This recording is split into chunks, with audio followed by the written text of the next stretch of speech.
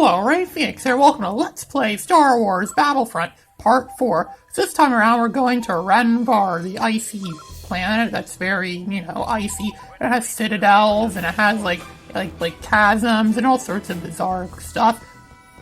But here we are right now. As you know, the Separatists are here, so we have to go and, wipe them out. It's our job, right? That's what we get paid to do. We get paid to be faceless guys, faceless soldiers. They're pretty much disposable people. They have to go to the battle and take out the enemy. And there's no sprinting in this game either, so I have to constantly jump when I want to get somewhere fast. Oh, it looks like we killed off a few of their guys. Wonder how they're doing that. Or maybe they're that dumb that they kill themselves. I doubt that, though. Or maybe they do. I don't know. So I'm going to be taking over this command post here, as you can see. The command post is now ours, and I'm just going to be here targeting down targeting the droids. You can see here. A sniper rifle would be nice, but that's kind of hard to do. I mean, these regular blasters, regular standard issue blasters aren't very accurate.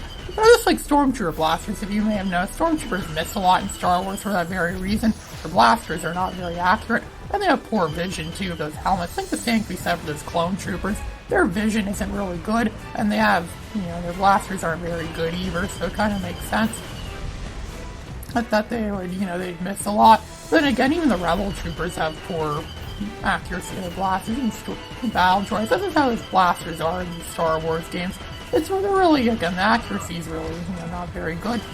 And so you see they're using a bunch of super battle droids. Not super battle droids, their main standard infantry, their main standard regular soldier. That's where they're going to be sending a lot of them after us. And of course, that means we're going to have to go and blow them up. Renvar really is an underrated planet. It might very well be one of the greatest Star Wars planets we never get to see in the movies.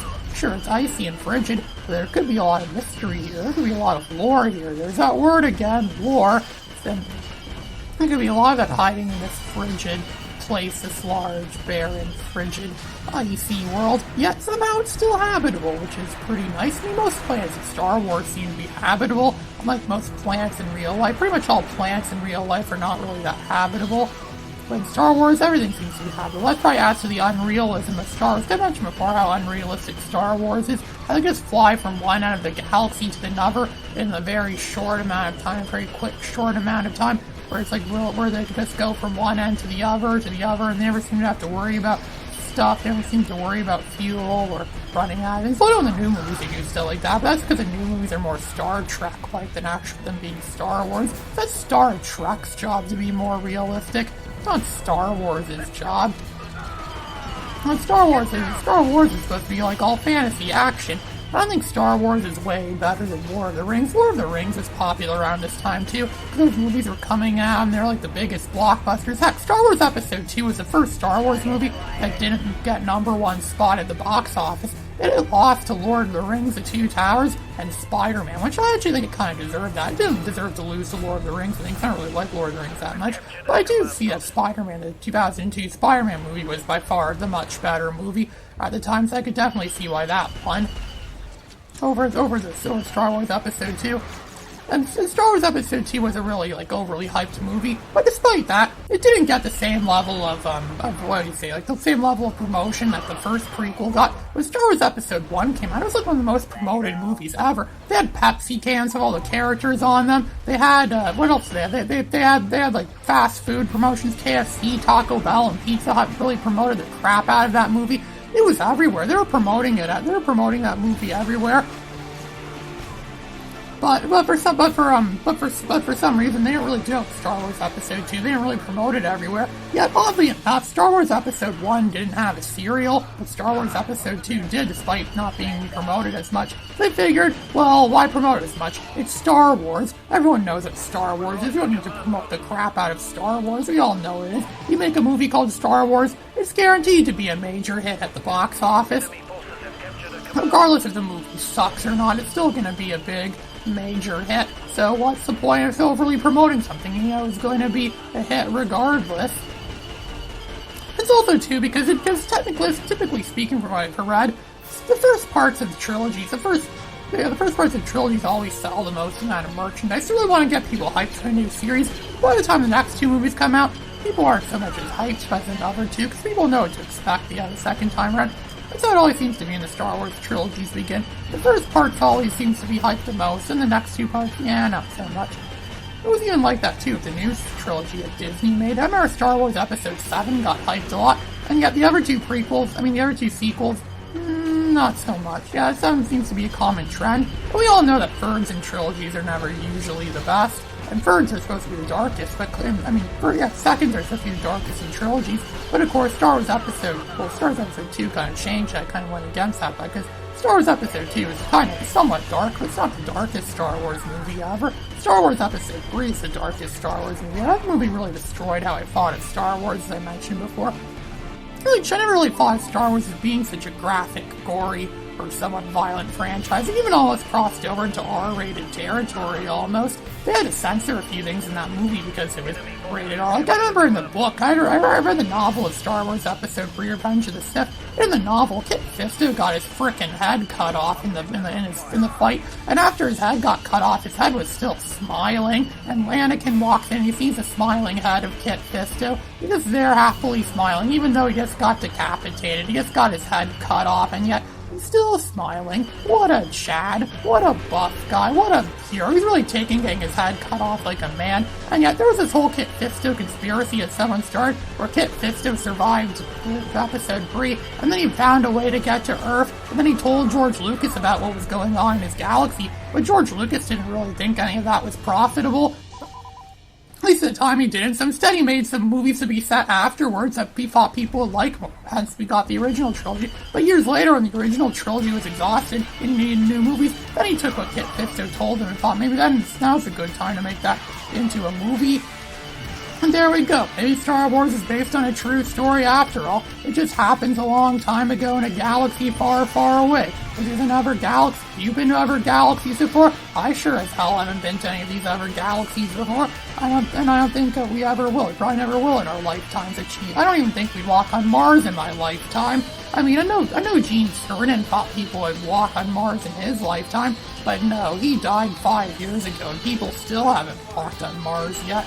So, yeah, I don't think we'll walk on Mars. I don't even think people return to the moon in my lifetime either. We haven't been to the moon since 1972. It's not likely we'll go back anytime soon. We keep delaying it, you know the way it is. Republicans always come up with new ideas to go to the moon, and it's always the Democrats that always pulls the plug on it. At least that's how it is now, because, I mean, George Bush was big on going back to the moon, but Obama had to pull the plug on that idea later on.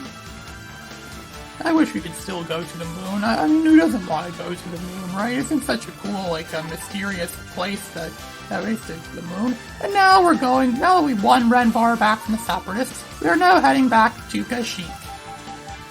We're gonna deal with, well, this time the Wookiees are on our side, because we're the Republic now. We're the Republic for which we stand, and now we have to take out the droids, the Separatists. I know a really good way to win at this battle. It's a little bit tedious, but it works. We're actually going to see something that's not the regular soldier this time around. We're going to see the clone Sharpshooter.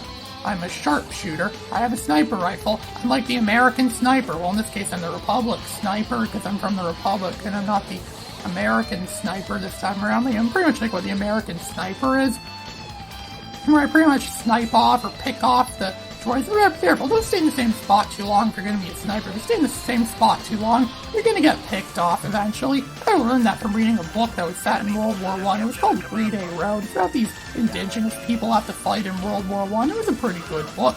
I recommend that book, 3-Day Road. I recommend that book to people. Watching people like to read books, so I know I read more than my fair share of books. I wanted to read a lot of L. Ron Hubbard books, because I heard he has the record for having written more content than anyone else, and I wanted to beat his record for having written more content than L. Ron Hubbard. I doubt I'll ever seriously do that, though, but I like to think I could. I mean, I do have a lot of writing ideas in mind, and I'm sure if I keep writing at the rate I'm going now, I mean, I write a lot of comics, really, comic books. I know he wasn't really a comic book writer, but that could count as comics. I'm just talking about content in general, not specifically a novel. I mean, it could include novels, but it's not specifically limited to novels. It could be any kind of content, any kind of written content that could be, like anything. Like, even instruction books in theory could count as that too, instruction. I mean, because I also thought I'd make a good tech writer. I actually did get really good marks in technical writing, so I could write a really good guide on how to play some of these games. I could write a good guide to explain what I'm doing right now too in the game.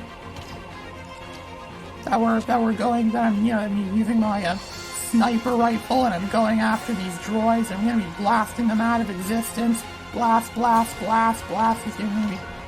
He's not really good at shooting moving targets, really, because moving targets are the worst kinds of targets for a sniper rifle. You really should just, just pick a stationary target or something that's not moving. I see there was a Wookiee there, but the Wookiees are on our side this time around. One of their tanks just got blown up. I'm trying to spot out some enemies. I'm just looking for, I see some, but they're moving around. It's kind of hard to hit. Ooh, that guy wasn't. There, I shot him. He's dead now. Good. Sometimes wonder if these droids have any family at home. Oh wait, they don't. They're droids. That's why they use them. Because they're cowards. They don't want to be. They're too scared to actually go into a fight in actual war. That's why they use the droids. It's always the droids. That's what everything's become like these days. Why I think McDonald's uses those self-serve kiosks now. They're robotic, so they don't have to pay someone to take orders anymore. Because minimum wage keeps increasing, and they don't want to keep having to pay people the ever-increasing minimum wage. Especially if McDonald's seems like to pay people more than minimum wage from what I've read. I don't know, you wouldn't really expect a place like that to pay. Well, actually, it kind of does make sense considering how much of an empire they are, how much of a juggernaut they are in the commercial fast food business. Even McDonald's never got to promote Star Wars back in the day. That was Burger Chef that promoted Star Wars back in the day. And the Star Wars Fun Meals. But supposedly they've been promoting Star Wars more recently with the Clone Wars, and apparently they even promoted Star Wars Episode 9, which I don't really remember that at all. It's funny, that was in 2019. I went there in 2019, and I don't remember seeing McDonald's promoting Star Wars Episode 9 in 2019. That's not the only time. There's been a lot of things they've been promoting lately that I don't seem to remember them promoting. It's really kind of weird how I don't remember that. I don't know, did I shift into another universe or something like that? Did I transcend into another dimension? I don't know what could have happened. Maybe I did go into another dimension. I often think other dimensions are real, and they often shift into our own.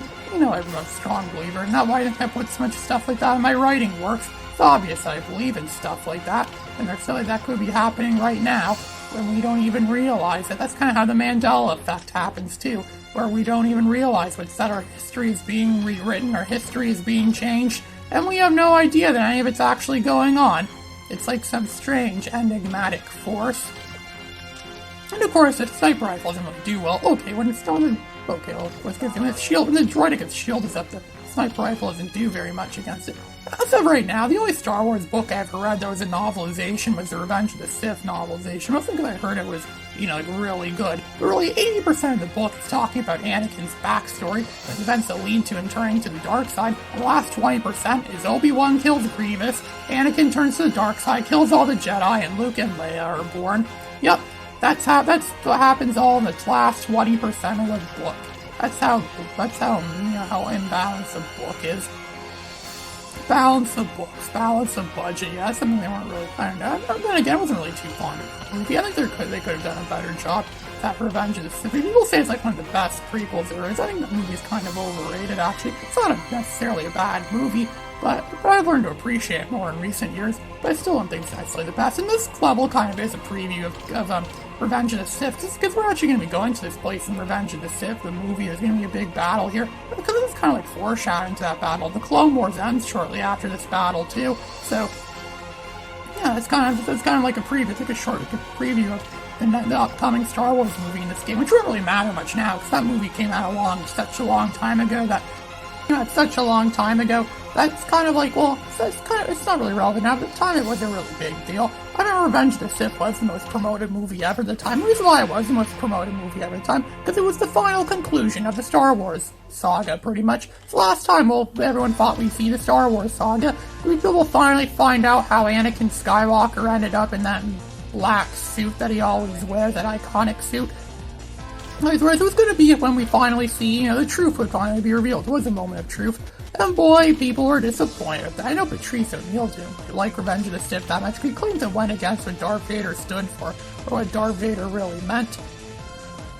And while all that's going on right now, I'm just a clone standing here sniping out battle droids, not knowing what's next in store. No one really knows it's coming up right now. No one really knows what the dangers are coming up, or the stuff that's going to happen soon. Look, there's one that's running away again, trying to hit a moving target. Sniper rifle actually is pretty strong if you can get a dead-end shot, especially if you can do a headshot. Headshots are always the best. And look, they have a gonk droid here which fills up your ammo, so it's hang around here in Philly. I think they're currently taking over more command posts so they'd have more troops in the battlefield. What good is more troops when they could easily be killed off by me with my sniper rifle? Nothing is more powerful than a sniper rifle, right? Almost nothing is. It's theoretically more powerful than Jedi, because even Jedi could get killed by sniper rifles. So, what really is the better weapon? It can be used as a shotgun too if you get close to it. It's really more for far range shots. There's a tank down there. There's all sorts of stuff that's going to be coming out. Sometimes they don't always spawn too. You have to wait a bit too for them to spawn to the AI to realize that, oh look, they spotted me and I'm falling to my death now. I'm going to be dead now. So yeah, that's what happens. Eventually they're going to find you. But now that they're kind of like confined to one space, I could just be the regular clone trooper and just go there and shoot them all off and take their command post. And look at that, these clones survived falling from such great high heights. And I'm probably going to be dead soon, yep, because that's how clones are. They're disposable people. They get killed off easy by the droids. The droids are kind of disposable people, so that's a complaint Mr. Plinkett had this. It's like two types of disposable people, two types of robots, essentially. Because clones are technically robots, considering the fact they just mindlessly follow their commands and mindlessly follow what they're told to do. They kind of are robots in a way. It's really just two types of robots. They're battling against each other. They're going against each other to determine the fate of the galaxy. And their master is the same person. It doesn't really matter which side wins. The same person's going to take power. So this is kind of just a meaningless, pointless war that's going on right now.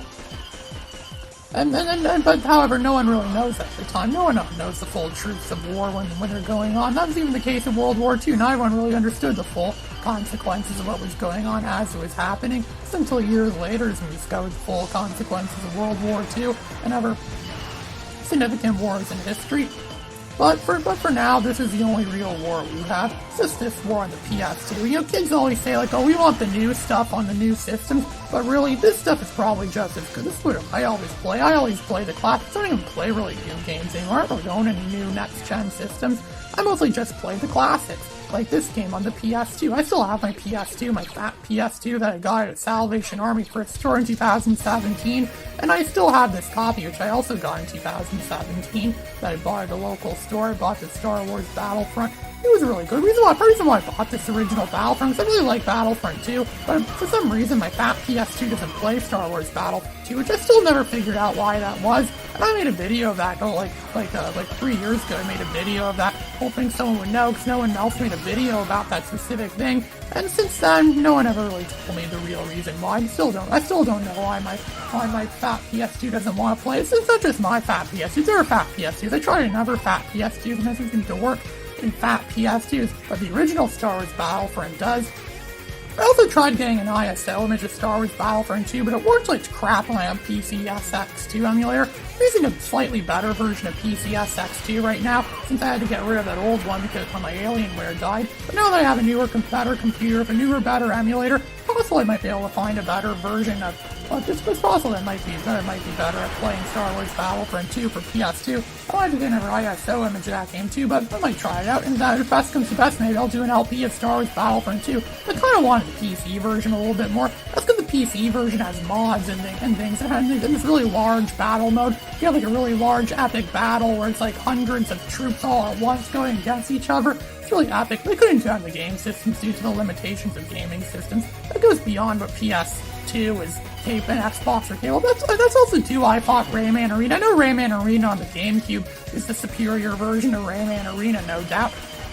But I thought the PC version would be something similar, because PC versions of games usually are better. That's because traditionally PCs were usually more powerful than gaming systems, but gaming systems are more convenient overall, so that's kind of where gaming systems, and they're easier to use too, for the most part. But surprisingly enough, the PS2 version of Rayman Arena is exactly the same as the PC version, and the PC version is, not that.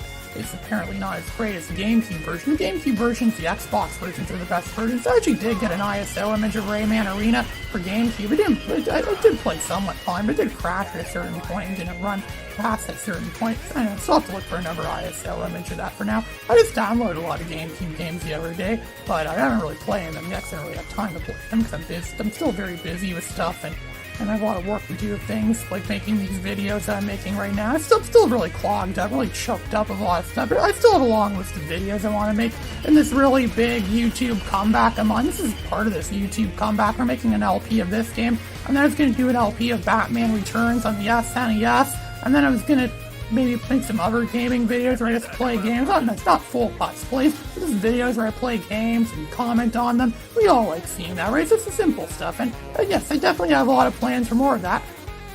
I do have big plans for my YouTube channel in the next coming bit, in the next bit. My YouTube channel is entering another age of prosperity, speaking up for the lack of videos, because I haven't really made very many videos in the last year or so. So now this is definitely going to be making up for it. And I think we just about won. We have 78 troops, and they only have 2 troops. There's no way 2 of their troops could kill off 78 of us. So I'm just going to wait for them to, call it quits. And they only have 2 command posts left too, and they can't defend their command posts as well too. And look at that. I won. Just as I figured. I won. This is Ray Phoenix signing out. Oh, and I just forgot to mention, this is the end of the Clone Wars. We have won the galaxy. We have saved the galaxy from the evil separatist forces, and this is how the Clone Wars ends, pretty much. Or so it may seem in this game. Now it's time for Ray Phoenix to sign off.